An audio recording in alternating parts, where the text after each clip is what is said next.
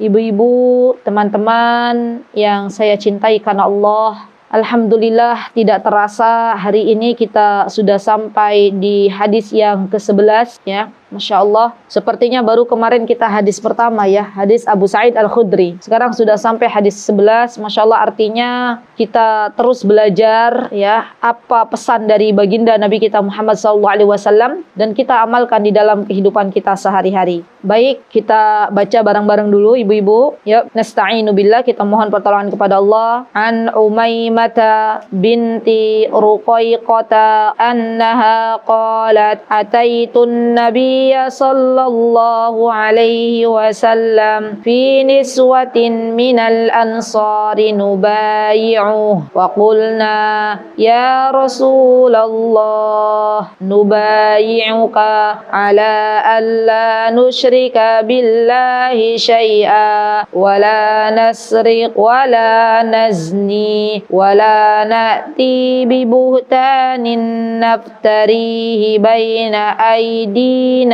wa arjulina wa la na'sinaka fi ma'ruf qala fi mastata'tunna wa ataqtunna qalat qulna Allahu wa rasuluhu arhamu bina halumma nubayi'ka ya Rasulullah faqala Rasulullah sallallahu alaihi wasallam inni la usafihun nisa innama qawli limi'ati imra'atin ka qawli limra'atin wahidah au mislu qawli limra'atin wahidah. Masya Allah, hadisnya panjang ya ibu-ibu ya. Masya Allah, subhanallah. Baik, di sini hadis diriwayatkan oleh Umaymah binti Ruqayqah. Kira-kira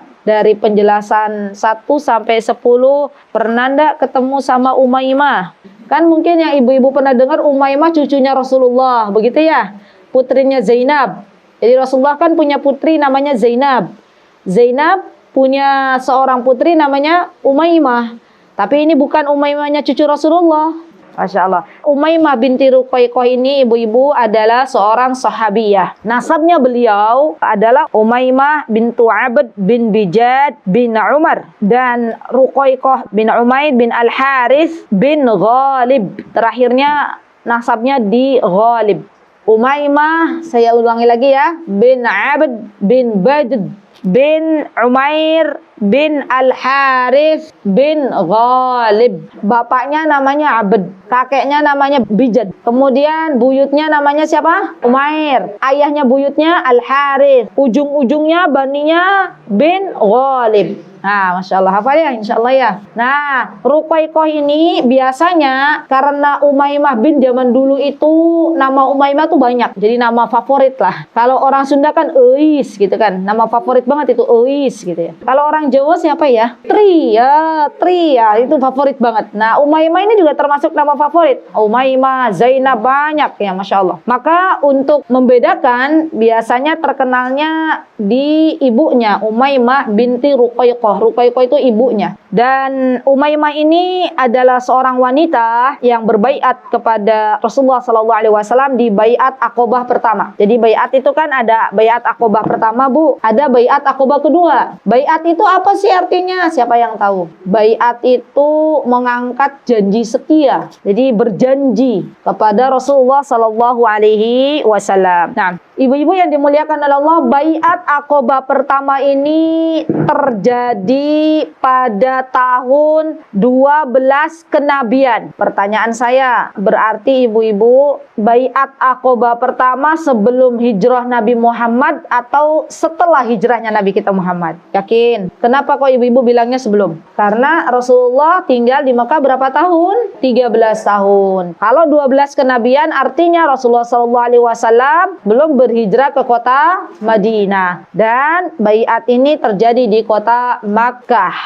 Baik, kemudian yang berbaiat kepada Rasulullah sallallahu alaihi wasallam kala itu bukan hanya Umaymah, tapi juga di sini dikatakan annaha qalat, Umaymah berkata bahwa ataitun nabiyya sallallahu alaihi wasallam. Ya, aku menghadap Nabi sallallahu alaihi wasallam fi niswatin minal ansar, bersama niswah. Niswah itu ba'd, sebagian para wanita. Jadi ibu-ibu, dalam bahasa Arab itu ada nisa. Kalau nisaun itu artinya wanita juga, tapi banyak. Kalau niswah biasanya dipakai untuk ba'd. Ba'd itu sebagian. Berarti yang berbaiat kepada Rasulullah SAW itu nggak semua orang Ansar, nggak semua wanita Ansar, tapi sebagian saja wanita Ansar datang ke kota Makkah berbaiat kepada Rasulullah Sallallahu Alaihi Wasallam. Bu, wanita Ansar itu siapa? Para sahabiah yang tinggal di kota Madinah. Ya, yang tinggal di kota Madinah, mereka sebagian dari mereka mendatangi Rasulullah Sallallahu Alaihi Wasallam. Nubayi'uh, ya mereka membaiat Rasulullah Sallallahu Alaihi Wasallam. Jadi mereka mengangkat janji setia. Berkata kepada Nabi kita Muhammad Sallallahu Alaihi Wasallam, "Faqulna,"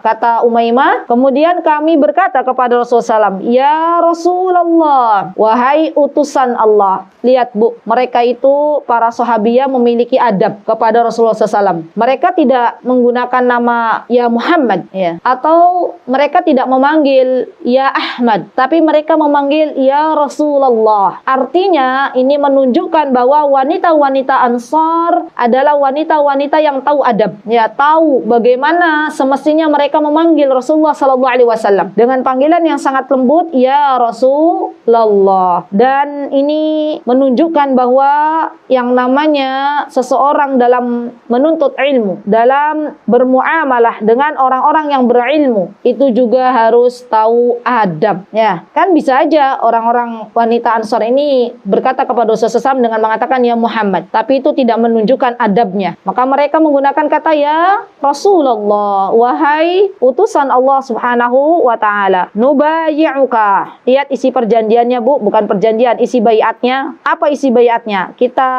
kasih poin-poin ya, biar nggak bingung. Yang pertama, alla nusyrika billahi syai'a.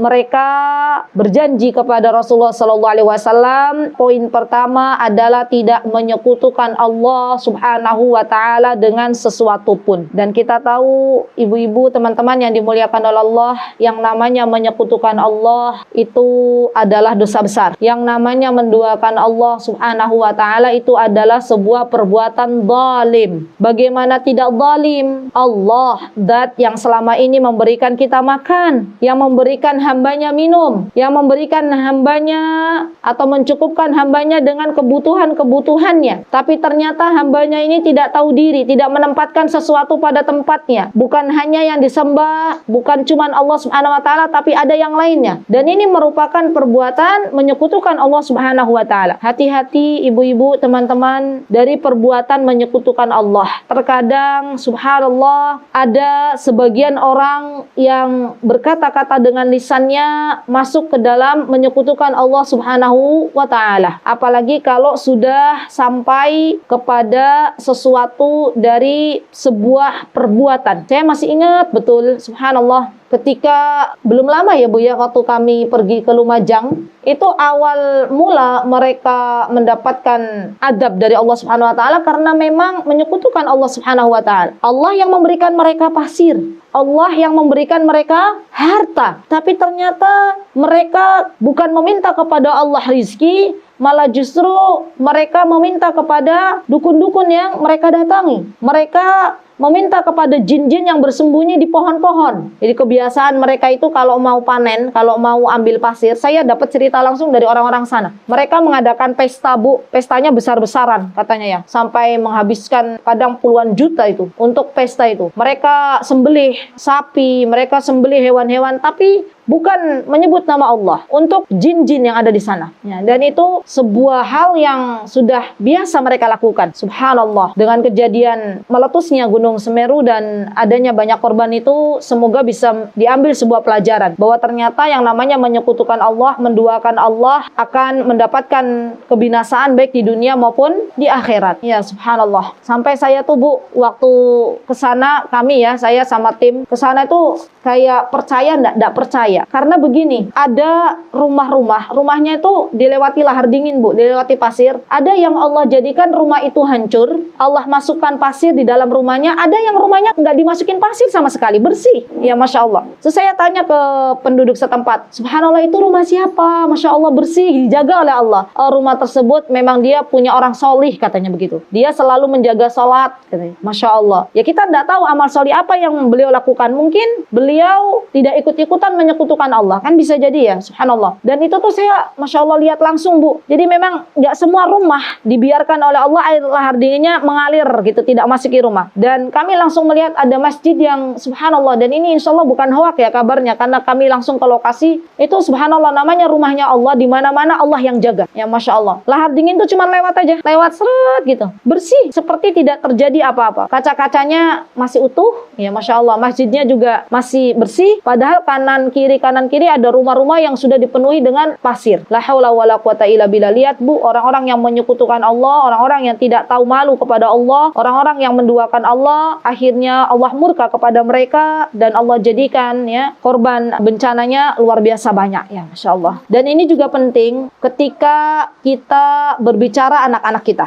Mohon ibu-ibu kita semuanya sebagai ibu memberitahukan kepada anak kita, nak, ya, sebagaimana Luqman berkata kepada anaknya. Apa yang dinasihatkan Luqman pertama kali kepada anaknya? Ya bunayya, la tusyrik billah. Wahai anakku, jangan menduakan Allah Subhanahu wa taala. Dan ini merupakan pondasi yang sangat penting. Kita harus menanamkan sedini mungkin kepada anak-anak kita. Nah, kalau minta-minta sama Allah, nah Allah yang maha memberikan manfaat, nah Allah yang memberikan bahaya, dengan bahasanya anak-anak. Kalau kita nggak ngajarin, siapa lagi yang mau ngajarin anak-anak? Kalau kita yang nggak memberitahu, siapa yang akan memberitahu anak-anak kita? Jangan sampai anak-anak kita malah justru dapat info dari internet. Kan sekarang ngeri ya, banyak orang tua itu hari ini yang lalai Bu, sibuk bekerja, sibuk di luar rumah, sampai membiarkan anaknya bermain dengan gawainya masing-masing, nggak tahu apa yang dibuka oleh anaknya. Kaget ketika anaknya melakukan sebuah kesalahan besar, baru kaget. Itu banyak sekali ditemui orang-orang tua yang seperti pemadam kebakaran. Kalau tadi pagi kata Ustadz Hanan, ya Masya Allah. Kalau ibu-ibu yang dengerin kajian mesti paham apa itu pemadam kebakaran, ya Masya Allah. Baik, yang kedua, wala nasrik. Jadi para wanita sahabiah dari Ansar ini berjanji kepada Rasulullah SAW bahwa mereka tidak akan mencuri. Subhanallah. Dan kita tahu yang namanya mencuri adalah perbuatan yang dilarang oleh agama ini. Dan subhanallah, agama Islam adalah agama yang menjaga semua sendi kehidupan Bu. Di dalam Islam itu bagi siapa yang mencuri ada hukumannya. Hukumannya apa Bu? Dipotong tangannya. Tapi nggak semua, misalnya mencuri 100 rupiah dipotong, itu memang ada ketentuannya. Nah, kenapa orang yang mencuri itu di dalam Islam dipotong tangannya Bu? Kira-kira apa hikmahnya? Bagus. Pertama, agar dia jera. Kedua, memberikan pelajaran kepada calon-calon pencuri, ya kan? Kepada calon-calon pencuri agar tidak mencuri kembali. Lihat nih, kalau mencuri potong tangan gitu kan. Jadi yang mau mencuri mikir-mikir. Sama kisos ya, ketika ada orang dibunuh lagi, ya, itu juga memberikan pelajaran penting bagi para pembunuh. Kalau membunuh artinya dia harus siap dibunuh. Ya, Masya Allah. Belum lama ini suami saya bercerita Bu, kasus pencurian Bu, hati-hati yang punya sepeda motor. Ada pencurian tuh sudah seperti sekongkol. Jadi suami saya diceritakan oleh DKM Masjid, waktunya subuh ada motor hilang, motor jamaah ya, dan itu berbarengan antara satu masjid dengan masjid lainnya. Ya, mungkin Ibu pernah dengar juga masjid di Yogyakarta ya. Itu belum lama kejadiannya. Subhanallah, dan itu berbarengan. Harinya sama, waktunya sama. Beda orangnya. Lihat, manusia tidak takut untuk mencuri hari ini. Bahkan nggak takut-takut mencurinya di waktu pagi. Yang dicuri motornya jamaah yang sedang sholat. Ya Allah, lihat Bu, semua sudah tidak ada lagi keamanan, ya kan? Kalau ada pencurian di mana-mana sudah nggak aman lagi. Orang takut mau naruh barang barang, mau naruh sesuatu takut dicuri. Dan subhanallah, yang namanya kejahatan itu, apalagi yang namanya perampokan itu sudah nggak pakai lagi akal. Orang yang merampok itu nggak kasihan. Kasihan nanti wanita yang dirampok, kasihan nanti wanitanya jatuh, sudah nggak ada lagi. Subhanallah. Dan itu semuanya karena apa? Karena tidak diberikan hukuman yang bisa menjerakan. Ya subhanallah. Maka para wanita Ansor ini berjanji kepada Rasulullah SAW bahwa mereka tidak mencuri. Ibu-ibu yang dimuliakan Allah, bisa dibayangkan nggak sih kalau dalam sebuah tempat di situ tuh sudah aman, nggak ada pencurian. Ibu-ibu mau naruh apa gitu ya, ketinggalan atau balik lagi masih ada. Kira-kira menenangkan nggak tempat seperti itu? Sangat menenangkan. Dan subhanallah, tidaklah agama Islam ini menerapkan sebuah syariat kecuali ingin kemaslahatan bagi umatnya, memberikan kebaikan yang banyak bagi umatnya. Semoga suatu hari kelak, ya kita nggak tahu kapan ada had ini ditegakkan ya. Semoga suatu hari kelak, entah kapannya, semoga suatu hari kelak Allah mudahkan kita semuanya untuk bisa berhukum dengan hukumnya Allah. Kalau sekarang kan kita berada di Indonesia, maka kita ikuti aturan pemerintah. Bagian dari taat kepada pemerintah itu bagian dari kewajiban kita sebagai pengikut ya. Nah, maka dari itu ibu-ibu, kita berdoa semoga Allah Subhanahu wa taala suatu hari kelak memberikan kepada kita rakyat Indonesia Raya seorang pemimpin yang saleh. Amin. Allahumma amin. Baik. Kemudian yang ketiga, wala nazni. Yang ketiga, para wanita Ansar ini berjanji kepada Rasulullah SAW untuk tidak berzina. Subhanallah. Sekarang saya mau bertanya lagi kepada ibu-ibu. Kenapa Islam itu melarang umatnya untuk berzina, Bu? Apa maslahatnya? Apa kebaikannya? Apa keburukannya? Betul, Masya Allah. Merusak nasab, bingung. Na'udzubillah, ada seorang wanita misalnya dihamili oleh 3 orang laki-laki. Misal, ya, dizinai oleh 3 orang laki-laki, bingung. Pas anaknya lain, ini anaknya siapa ini? Gitu kan? Dan nggak tahu, nggak jelas nasabnya kemana. Anak hasil perzinahan itu nasabnya tidak boleh dinisbahkan kepada ayahnya. Ayah yang menghamilinya, tapi kepada ibunya. Subhanallah, Bu, saya merinding ya setiap kali saya berbicara masalah anak zina itu. Memori saya kembali ke belakang waktu saya masih mengajar. Ini dampak anak hasil zina ini sampai akhirnya menyalahkan Allah. Jadi waktu Allah berikan kesempatan saya mengajar anak-anak SMA di sebuah boarding school di Yogyakarta, ada anak waktu istirahat, jam istirahat kan teman-temannya pada istirahat. Dia toel-toel saya, Ustazah saya mau berbicara. Maunya berdua aja sama Ustazah, 4 mata. Baik, ditutup kelasnya ya, terus dikunci, terus dia bilang begini, Ustazah, kenapa Allah begitu, langsung begitu. Kenapa Allah tidak adil kepada saya? Kenapa Allah kasih saya orang tua yang mereka itu dulu berzina dan akhirnya melahirkan saya? Ibu saya itu dulu berzina sama ayah saya. Kenapa saya dikata-katain oleh bude bahwa kamu itu anak hasil zina? Begitulah kira-kira. Kenapa teman saya orang tuanya orang tua yang baik? Ya Allah, sampai dia nangis, saya dengerin sampai kayak kepukul-pukul loh, Bu. Kayak teprek. Ya Allah, kasihan banget kamu, Nak, gitu ya. Ibu bisa bayangin enggak sih? Ada anak SMA, ya dia istilahnya menyalahkan orang tuanya sampai menyalahkan Allah. Terus setelah dia diam gitu ya, sudah ceritanya Nak, sudah. Terus saya baru mulai bicara ya, bahwa Allah tuh baik. Kalau andai manusia ini berbuat dosa, jangan salahkan Allah. Manusia yang memilih dia berbuat dosa, berbuat maksiat. Subhanallah. Jadi dampaknya itu luar biasa, Bu. Bukan hanya merusak nasab, tapi kepada anaknya nanti. Anaknya ketika besar, dia akan merasa malu ya, karena tahu dia adalah hasil zina. Dan subhanallah, hari ini nih Bu, hari ini di zaman ini banyak sekali merebak perzinahan di mana-mana. Bukan hanya perempuan dan laki-laki. Sekarang timbul lagi masalah laki-laki dan laki-laki. Ibu-ibu sekarang itu subhanallah perbanyak doa. Yang punya anak-anak baik laki-laki maupun perempuan, ibu-ibunya banyak doa. Apa doanya diantaranya? Allahumma tahhir qulubahum, Allahumma hassin furujahum. Apa itu artinya? Ya Allah, jadikanlah hati anak-anak kami itu bersih. Ya Allah, hassin furujahum. Ya Allah, jaga kemaluan mereka. Ya, titipkan kepada Allah. Karena pergaulan di luar tuh begitu mengerikan. Iya nggak Bu? Laki-laki perempuan zaman sekarang nih, bonceng-boncengan. Pergi ke sebuah tempat itu menjadi hal yang biasa nggak? Ya bukan mahram. Menjadi hal pemandangan yang biasa. Bahkan mereka itu subhanallah beralasan izin kepada kita orang tuanya untuk belajar kelompok ya, ke rumah kawannya. Ternyata di sana saya pernah dengar berita ini sahih ya, insya Allah sikoh beritanya dari seorang ibu yang bercerita kepada saya. Jadi alhamdulillah anaknya nggak sampai ikut-ikutan. Anaknya izin belajar kelompok, sampai di rumah kawannya sudah ditunggu ya oleh kawan-kawannya. Anaknya perempuan, ada kawannya juga perempuan, terus diajak. Mohon maaf sekali, seks bebas. Dan itu terjadi di Indonesia. Anak-anak SMA, subhanallah. Maka sekarang titipkan anak-anak kita kepada Allah. Kalau dulu para sahabiah berjanji kepada Rasulullah SAW untuk tidak berzina karena hukum Islam ditegakkan. Orang berzina hukumannya apa, Bu? Dirajam. Ibu pernah dengar nggak ada wanita yang dia akhirnya bertaubat kan kepada Allah Subhanahu Wa Taala setelah berzina, datang kepada Rasulullah SAW, ya Rasulullah, saya mengakui dosanya, saya telah berzina, maka tolong dirajam, gitu ya. Kata Rasulullah SAW, biarkan dulu kamu selesai hamil anakmu, biarkan sampai lahir. Sudah lahiran, datang lagi ke Rasulullah, ya Rasulullah, saya sudah melahirkan anak. Kata Rasulullah SAW, disusuin dulu anakmu, selesain dulu, gitu ya. Sampai kemudian si wanita ini datang lagi minta dirajam. Umar bin Khattab waktu itu mengatakan sebuah kata-kata melaknat wanita ini. Dan Rasulullah SAW mengatakan, ya Umar, ketahuilah taubatnya wanita penzina ini kalau dibagi-bagikan kepada seluruh penduduk kota Madinah, taubatnya ini masih lebih, masih sisa.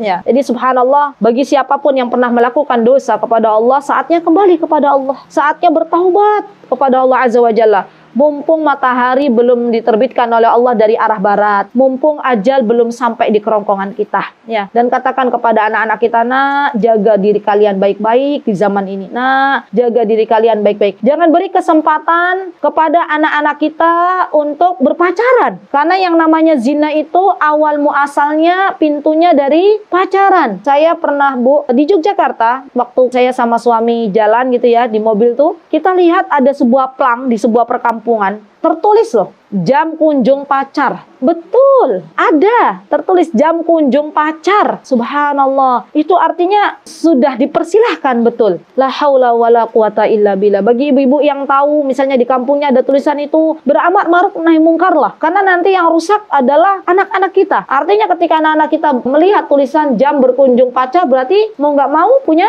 pacar. Dan subhanallah, di antara anak-anak itu, teman-teman, ibu-ibu, sekarang itu sudah menjadi hal yang apa ya, pembulian kali ya. Kalau misalnya ada anak perempuan nggak ada pacarnya, sama anak-anak sebayanya itu dibilang nggak laku, ya. Pernah nggak dengar begitu anak-anak muda, ya kan? Pasanganmu siapa? Wah, nggak ada. Wah, berarti kamu nggak laku, gitu ya. Subhanallah. Jadi dimanapun anak-anak kita sekolah, dimanapun anak-anak kita menuntut ilmu, kita dari orang tuanya yang membackup, ya, benar-benar kita memberikan arahan-arahan kepada anak-anak kita bahwa yang namanya perzinahan itu adalah sebuah dosa besar di hadapan Allah Subhanahu wa Ta'ala. Begitu ya, ibu-ibu ya. Baik, kemudian di sini para wanita, ya, mereka berjanji kepada Rasulullah SAW juga. Mereka mengatakan bahwa mereka wala na'ti bi buhtanin naftari. Mereka tidak melakukan sebuah kedustaan baina aidina wa arjulina yang diadakan di antara tangan dan kaki kami. Maksudnya mereka tidak akan berbuat maksiat dengan tangan dan kaki mereka. Benar-benar mereka jaga tangan dan kakinya hanya untuk hal-hal yang diridhai oleh Allah Subhanahu wa Ta'ala. Subhanallah, teman-teman pernah dengar kisah ibunya Imam Abu Hanifah?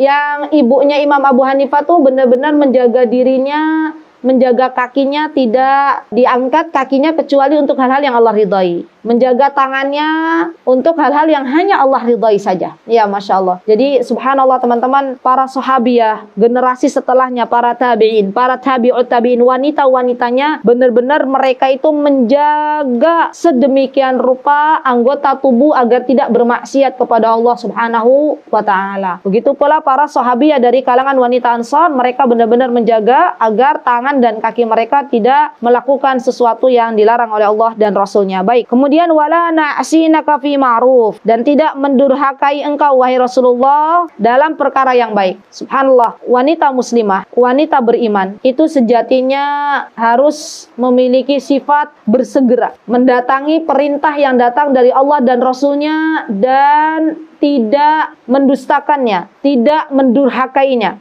Karena Allah Subhanahu wa Ta'ala berfirman dalam surah Al-Ahzab, "Wa ma kana lil mu'minin wa la mu'minatin idza qadallahu wa rasuluhu amran ay yakuna lahumul khiyaratu min amrihim wa may ya'sillaha wa rasulahu faqad dhalla dhalalan mubina." Kata Allah Subhanahu wa Ta'ala, "Wa ma kana lil mu'minin wa la mu'minah." Tidak diperkenankan, ya, bagi seorang laki-laki, perempuan yang beriman ataupun perempuan perempuan yang beriman maupun laki-laki yang beriman ketika ada keputusan dari Allah dan Rasulnya untuk memilih. Artinya kalau kata Allah dan Rasulnya memerintahkan sesuatu, kita sebagai wanita beriman harus mengatakan sami'na wa ata'na. Kami mendengar dan kami taat. Karena barang siapa yang dia bermaksiat kepada Allah dan Rasulnya, sesungguhnya ia telah masuk ke dalam kesesatan yang nyata. Wa may ya'sillaha wa rasulahu faqad dhalla dhalalan mubina. Ibu-ibu, ada nggak sih di antara kita nih zaman sekarang yang kita tuh paham itu perintah dari Allah dan Rasulnya, tapi kita berusaha untuk menyembunyikannya? Ada nggak? Dengan berbagai alasan. Misalnya apa, Mbak?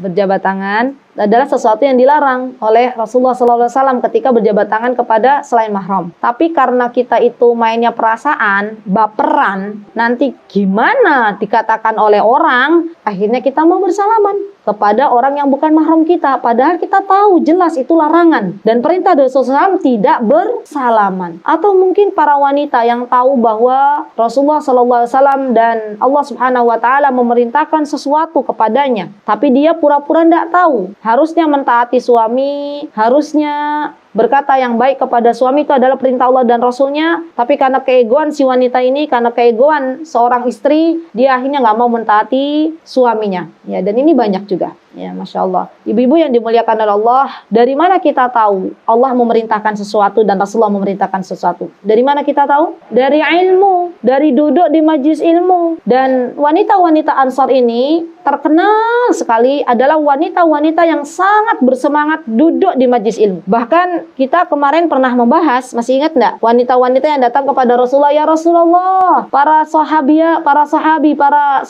datang kepadamu untuk menuntut ilmu, tolong kasih waktu, jatah waktu untuk kita menuntut ilmu. Kan kita sudah pernah belajar. Jadi saking semangatnya mereka duduk di majlis ilmu, mereka pengen Rasulullah SAW memberitahukan kepada mereka. Karena dengan ilmu ini kita akhirnya tahu mana yang diperintahkan oleh Allah dan Rasulnya, mana yang dilarang oleh Allah dan Rasulnya. Baik, kemudian Rasulullah SAW bersabda, "Fi mastata'tunna," dalam perkara yang kalian mampu, wa ataqtunna, dan yang kalian bisa, ya, yang kalian mampu. Jadi dalam menjalankan perintah Allah dan Rasulnya itu berlaku sebuah kaidah semampu kita. Dan Allah Subhanahu Wa Taala tidak memberikan kepada hambanya sebuah beban tanpa Allah tahu hamba tersebut tidak mampu untuk memikulnya. La yukallifullahu nafsan illa wus'aha. Subhanallah, Bu, yakinlah seberat apapun masalah dalam kehidupan ini. Karena kita itu diujikan masing-masing, ya, Bu. Ada yang diuji, subhanallah, seorang wanita yang dia itu diuji oleh Allah dengan hartanya. Ada yang diuji dengan anaknya. Ada yang diuji dengan suaminya. Ada yang diuji dengan kawannya. Ada yang diuji dengan tetangganya. Maka itu semuanya merupakan bagian dari ujian Allah, dan kita bertakwa kepada Allah semampu kita. Yakinlah bahwa apa yang Allah berikan dari ujian-ujian itu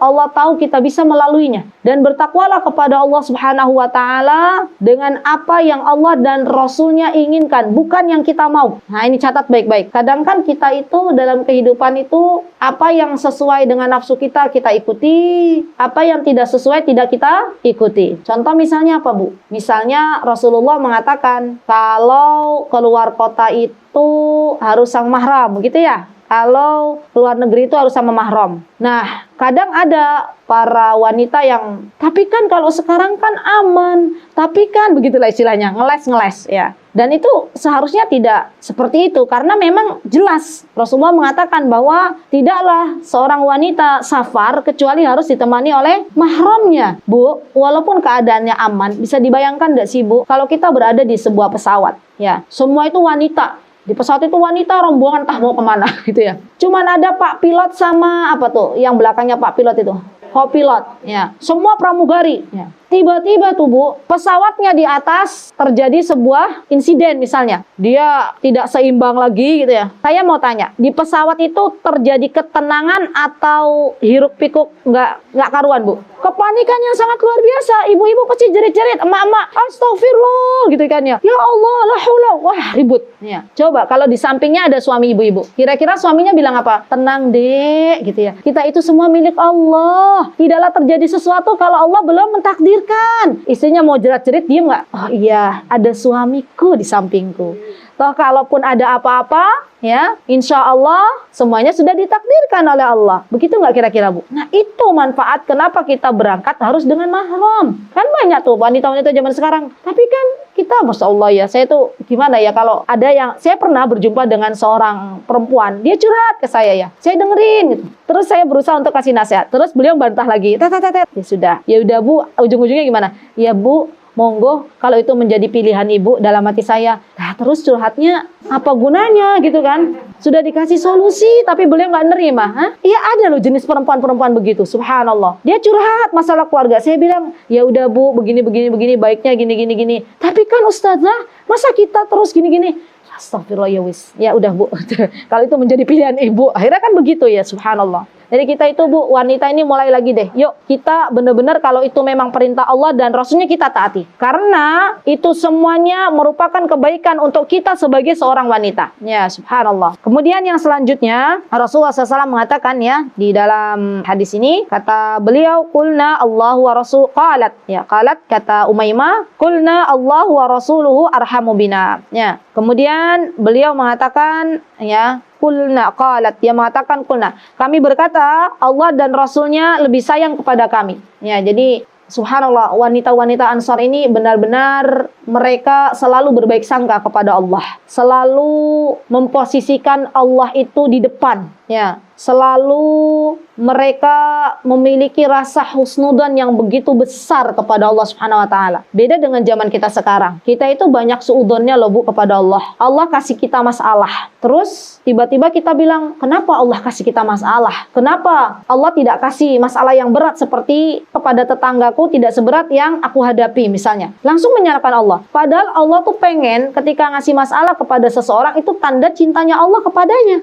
Tanda Allah tuh pengen mematangkan dia. Bu, yang namanya mutiara, atau mutiara nggak? Ibu biasanya suka mutiara ya? Untuk menjadi mutiara yang keluar dari cangkangnya itu butuh proses enggak? Dan itu butuh prosesnya kan lama.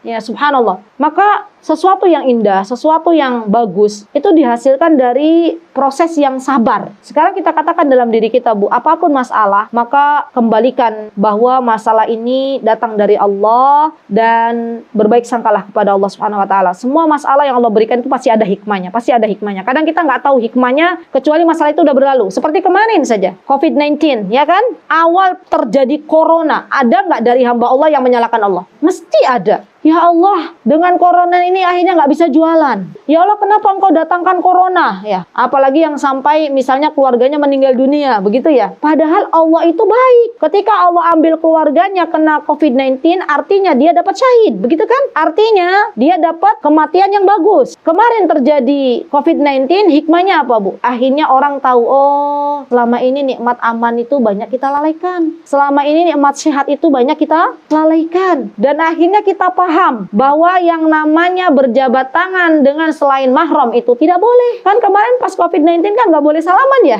Dan akhirnya kita tahu, oh ya Allah, ternyata kita harus dipaksa dulu tuh sama Allah. Ya dengan datangkan virus, akhirnya kita nggak salaman. Dan orang paham. Pahamnya tuh bukan karena paham nggak boleh salaman sama mahram, tapi karena takut nanti saling menular gitu ya. Subhanallah. Subhanallah. Dan ini hikmah dari adanya COVID-19. Subhanallah. Jadi semua itu ada hikmahnya. Baik, kemudian halumma, maka kata para perempuan wanita Ansar ini berkata kepada Rasulullah SAW, ya Rasulullah halumma, mari gitu ya, sini, nubayya'ka ya Rasulullah, kami berjanji kepadamu. Ayo diajak salaman sama wanita Ansar. Rasulullah SAW diajak salaman Bu. Dan Rasulullah SAW mengatakan, inni la usafihun nisa. Rasulullah itu pemalu Bu. Malunya Rasulullah itu lebih malu daripada gadis yang dipingit. Ya, Masya Allah. Ya, Rasulullah begitu, Masya Allah. Ada nggak sih Bu rasa pengen jumpa dengan Rasulullah? Ada ya. Kita berdoa di pagi hari ini semoga suatu hari kelak kita bisa berjumpa dengan Nabi kita Muhammad SAW.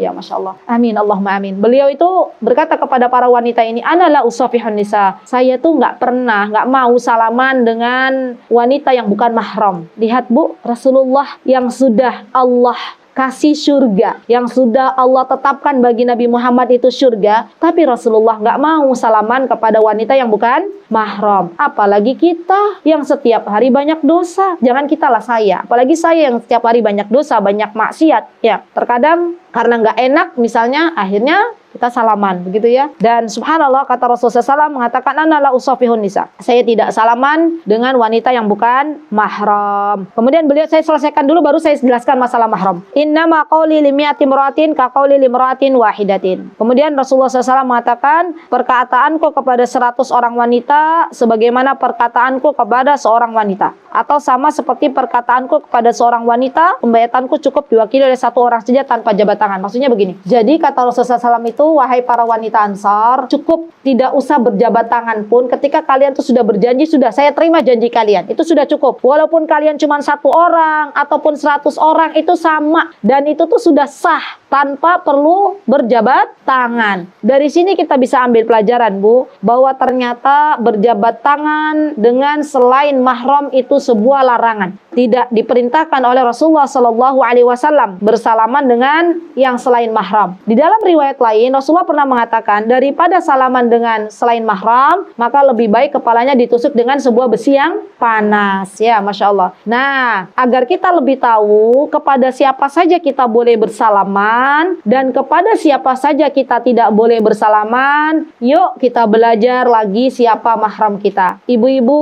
teman-teman yang saya cintai karena Allah, mahram itu apa sih?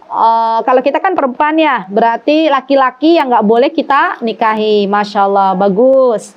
Tapi kalau muhrim, biar lebih jelas, kalau mahram kan laki-laki yang nggak boleh dinikahi. Kalau muhrim apa muhrim? Orang yang berihram. Kita orang Indonesia kadang pernah bilang nggak, jangan deket-deket, dia tuh bukan muhrim gitu ya. Padahal harusnya bukan, kata-katanya bukan muhrim, tapi mahram. Diingat-ingat ya Bu, kalau muhrim itu orang yang sedang berihram di Mekah. Kalau mahram itu adalah orang yang tidak boleh kita nikahi. Dan mahram ini terbagi menjadi 3, ibu-ibu. Ada faktor karena nasab, ada faktor karena persusuan, dan ada faktor karena pernikahan.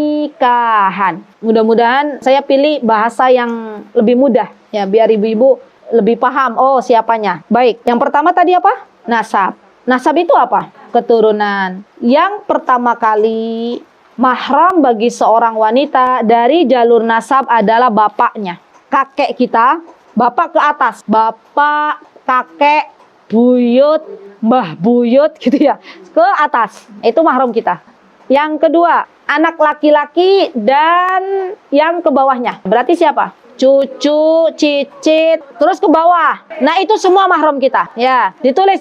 Jadi mahram itu anak laki-laki dan yang ke bawahnya. Kemudian yang ketiga adalah saudara laki-laki. Saudara laki-laki seibu sebapak. Dan ada saudara laki-laki yang bukan seibu sebapak. Saudara laki-laki seibu sebapak atau seibu saja atau sebapak saja. Yang ketiga, saudara laki-laki seibu sebapak. Jadi bapak ibunya tuh kandung saudara kita, ya. Yang ibu bapaknya sama dengan kita. Atau sebapak saja. Paham ya Bu ya? Sebapak saja. Berarti ibunya beda. Atau seibu saja. Berarti bapaknya beda. Itu semua mahram sampai ke bawah. Bisa dipahami sampai ke bawah, cucunya, cicitnya, rangganya, warengnya, ya gitulah. Ya, sampai ke bawah. 4. Keponakan. Keponakan tuh mahram. Keponakan itu siapa Bu? Ibu-ibu jangan bingung mana keponakan, mana sepupu. Kadang bingung ya, sepupu sama keponakan. Keponakan itu anak dari saudara kita, begitu ya. Baik kakak maupun adik, itu keponakan. Ya, keponakan itu juga mahram, ke bawah. Jadi anaknya keponakan, semuanya itu ke bawah. Sampun? Yang terakhir,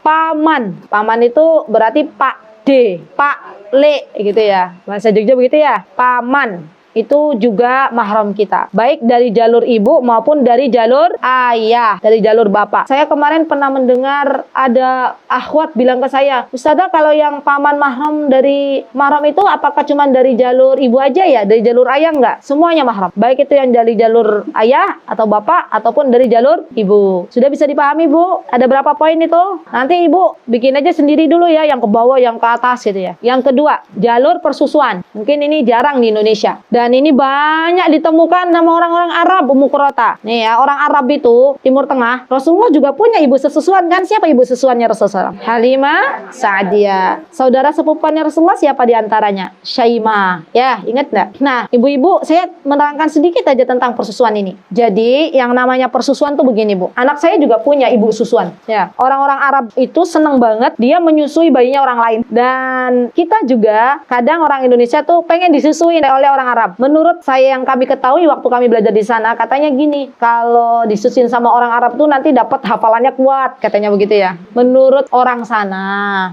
Nah, tapi ada syaratnya. Nggak kemudian anak kita disusuin sama orang Arab sekali, wah itu berarti ibu susuanmu. Nggak, sampai 5 kali dan itu sampai kenyang. Ya, nggak bisa cuman sebentar aja udah selesai gitu ya, sampai kenyang. Pastikan, para ulama berbeda pendapat. Ada yang mengatakan 5 kali sampai kenyang. Ibu-ibu, kalau di Indonesia itu ada nggak sih begitu? Jarang ya. Orang Indonesia tuh mohon maaf sekali, lebih memilih kalau nggak keluar ASI malah dikasih susu formula. Kenapa lebih ridho susunya sapi ya daripada susu manusia? Padahal kan sapi aja nggak pakai susunya manusia. Begitu ya istilahnya ya, subhanallah. Jadi ibu-ibu yang nggak keluar ASI lebih baik cari ibu susuan buat anaknya. Cari siapa yang lagi menyusui, terus bilang, boleh nggak anak saya nyusu? Gitu ya. Di kamu kan sama-sama kamu punya anak, ayo disusuin. Itu nggak apa-apa. Tapi tetap kita berbuat baik. Misalnya ngasih uang kepada ibu susuan anak kita ini ya nanti untuk beli makan gitu ya. Masya Allah. Nah ibu-ibu, jadi ibu susuan itu atau ayah susuan, kalau kita berarti yang persusuan, yang pertama, yang mahram, kalau ibu-ibu punya anak, anaknya itu punya saudara-saudara susuan, yang pertama, atau kita punya saudara susuan. Di sini siapa yang punya saudara sepersusuan? Ada nggak? Oh, Masya Allah, anaknya ibu. Masya Allah. Tahu ibu mana ibu susuannya? Nanti kalau besar diberitahu ya Bu. Diberitahu bahwa kamu nih punya ibu susuan. Kamu punya saudara-saudara sepersusuan. Harus dikenalkan Bu. Kalau nggak dikenalkan takutnya sudah besar. Pas mau nikah ternyata itu saudara sesusuannya. Ya, dan itu nggak boleh. Dan saudara sesusuan itu boleh dijadikan mahram. Kalau misalnya mau safar, dia nggak punya mahram, cari saudara sesusuannya. Alhamdulillah wa syukurillah, semua atas pertolongan dari Allah. Anak sulung saya itu kan punya saudara sesusuan. Terakhir ketemu dengan ibu susunya itu di kota Madinah. Jadi waktu 2015 ya, ketika kami berangkat ke sana, alhamdulillah ya, ibu susuannya lagi menemani suaminya belajar di Madinah. Jadi ketemu Aisyah putri kami tuh ketemu, terus ya seneng, semuanya seneng gitu loh. Ini ibu susuanmu ya nak, ya salaman sama suami. Jadi ibu susuannya namanya Lubabah. Salaman Aisyah sama suaminya Lubabah. Ya karena memang itu bapak persusuannya. Jadi subhanallah. Dan ini harus kenal, ini adik-adikmu ya. Jadi nanti kalau kamu ke Madinah bisa tinggal misalnya, kalaupun misalnya Umi Abi nggak ikut sini, bisa nanti tinggal sama keluargamu. Ini ada keluargamu gitu ya, Masya Allah. Jadi sepersusuan. Yang pertama ibu-ibu, siapa mahram dari persusuan? Bapak persusuan. Jadi suaminya ibu yang nyusuin ya, bapak persusuan, suami ibu susuannya ke atas, dan juga yang ke atas, kakek susuan, apalagi buyut ya. Habis buyut siapa bapaknya buyut? Baik, jadi bapak susuan sampai naik-naik ke atas, itu semuanya mahram bagi kita. Kalau misalnya kita adalah seorang yang pernah disusui oleh orang lain. Yang kedua, siapa mahram dari susuan, dari jalur susuan? Saudara laki-laki persusuan. Jadi misalnya nih kita pernah nyusu di seorang wanita. Nah wanitanya waktu nyusuin kita, dia juga punya anak laki-laki. Anak laki-laki sama ya, dia punya anak laki-laki, entah lagi disusuin atau tidak, berarti anak laki-lakinya itu adalah saudara kita dan mahram bagi kita. Ya, anak laki-laki persusuan dan ke bawahnya. Keponakan persusuan, berarti keponakan persusuan tuh misalnya kita punya ibu susuan. Ibu susuan kita punya ponakan. Nah, itu juga mahram. Ya, baik. Dan ke bawah. Kalau berbicara masalah ponakan juga sampai ke bawahnya. Yang keempat, terakhir adalah paman persusuan. Paman persusuan. Paman persusuan yaitu saudara laki-laki dari ibu susu ataupun bapak susu. Baik, kemudian yang ketiga adalah mahram dari jalur pernikahan. Siapa mahram dari jalur pernikahan? Yang pertama siapa kira-kira? Kalau yang menikah dengan kita siapa? Suami ya, disebut dulu paling atas. Satu, my husband. Begitu ya. Bapaknya Qurrata punya adik laki-laki enggak? Ya berarti hati-hati. Jangan bersalaman, tidak boleh membuka aurat juga di hadapan mereka. Ya, begitu. Punya kakak laki-laki? Punya juga. Ya Allah, hati-hati. Itu ipar. Kita sudah bahas ya ipar kemarin. Hati-hati sama ipar, itu bukan adik kandung, tapi ipar. Alhamul maut. Ipar itu kematian. Kemarin ya. Baik. Ya, tulis dulu suami, my husband. Tulis paling atas. Siapa mahram kita yang pernikahan? Bapak mertua kita. Tidak termasuk bapak angkat ya. Paham dah maksudnya? Jadi kalau misalnya nih suami kita punya bapak angkat, berarti itu bukan bapak mertua kita. Yang jadi bapak mertua yang mahram itu adalah bapak kandung suami kita. Ya. Termasuk juga Bu, misalnya kita punya bapak angkat, itu juga bukan mahram kita. Hati-hati ya teman-teman yang mungkin ada di antara teman-teman yang mengadopsi anak gitu ya. Dan anaknya perempuan yang diadopsi, artinya si anak ini tidak mahram dengan suami kita. Ya. Baik, bapak mertua kita. Jadi sama bapak mertua tuh ya boleh salaman ya, dan itu boleh juga dijadikan sebagai mahram kita. Bapak mertua dan atas-atasnya. Berarti atas tuh siapa? Kakeknya ya, sampai atas. Baik. Yang ketiga, anak tiri. Anak tiri itu berarti anak suami. Anak suami. Tapi bukan dari kita, dari istri yang lain. Ya, itu berarti anak tiri. Anak tiri, cucu sampai ke bawah. Ya, cucunya punya anak lagi, itu mahram buat kita. Misalnya ada yang punya anak tiri ini laki-laki. Si anak tirinya itu dia punya anak lagi laki-laki, berarti itu mahram bagi kita. Terus ke bawah, sampai ke bawah. Ada berapa ibu-ibu tadi? 3. Yang keempat, menantu laki-laki. Menantu laki-laki ini juga adalah mahram kita. Ibu-ibu kalau punya menantu maka boleh bersalaman ya. Jangan sampai kamu kan bukan berasal dari keluarga kita gitu ya. Itu boleh karena itu mahram ya. Dan kita nggak boleh cemburu juga. Misalnya kita punya anak laki-laki kita nikah dengan perempuan. Nah, menantu kita yang perempuan salaman sama suami kita. Ya nggak boleh cemburu, itu boleh karena mahramnya. Nah, nas'alullah as-salama ya ibu. Zaman sekarang itu ya Allah, zaman sudah rusak. Ada menantu berzina dengan bapak mertuanya. Kan ada Bu, zaman sekarang. La haula wala quwata illa billah. Maka hati-hati yang bisa dilihat dari mahram kita selain suami kita adalah anggota badan yang biasa dilihat. Artinya anggota badan yang biasa kita pakai untuk berwudu. Ya, sebagian ulama mengatakan begitu. Kan yang boleh dilihat itu adalah sesuatu yang biasa dilihat. Terus ada lagi yang mengatakan sesuatu yang bisa dilihat itu batasannya apa? Batasannya adalah anggota badan yang bisa dipakai untuk berwudu. Jadi misalnya mohon maaf sekali, bapak mertua kita boleh nggak melihat menantunya dalam keadaan busana yang dipakai dikenakan di depan suaminya? Kira-kira boleh nggak? Nggak boleh. Jadi tetap kita harus menjaga, walaupun itu bapak mertua, walaupun itu menantu, sama. Kalau kita posisinya sebagai ibu mertua juga harus jaga ya dengan menantu kita. Batasan-batasannya harus jelas. Baik, yang perlu menjadi catatan, bukan mahram kita. Siapa bukan mahram kita? Sepupu. Kurota juga diberitahu. Kakaknya Kurota juga diberitahu. Nah, sama anak adiknya Mukurota itu sepupu. Nggak boleh salaman bareng, tidur bareng misalnya, lagi main-mainan gitu ya. Kalau mereka sudah sama-sama balik, itu tidak boleh. Kenapa Bu? Sepupu itu adalah yang perlu diperhatikan untuk kita jaga jarak dengan mereka. Nggak boleh bersalaman. Kenapa Bu? Karena mereka boleh menikah. Bahkan orang Arab itu, ya mungkin kalau di Indonesia terjadi juga ya, orang Arab zaman dahulu kala dan orang Arab zaman sekarang yang saya tahu, mereka itu banyak menikahkan anak-anak mereka dengan anak pamannya ya. Jadi yang namanya cari jodoh buat anak-anaknya tuh nggak jauh-jauh kalau orang Arab. Nggak melihat ke tetangga, nggak melihat ke masyarakat. Lihat aja anak pamannya, kalau dianya punya anak laki-laki, lihat anak pamannya ada yang perempuan nggak gitu ya. Kalau ada yang perempuan tawarin gitu ya, mau nggak jadi menantu. Jadi besannya siapa Bu? Ya adik kandungnya sendiri, kakak kandungnya sendiri, itu besannya. Lah kalau orang Indonesia itu kira-kira ada nggak orang Indonesia? Maksudnya orang Indonesia bukan keturunan Arab. Oh ada, Masya Allah ada ya.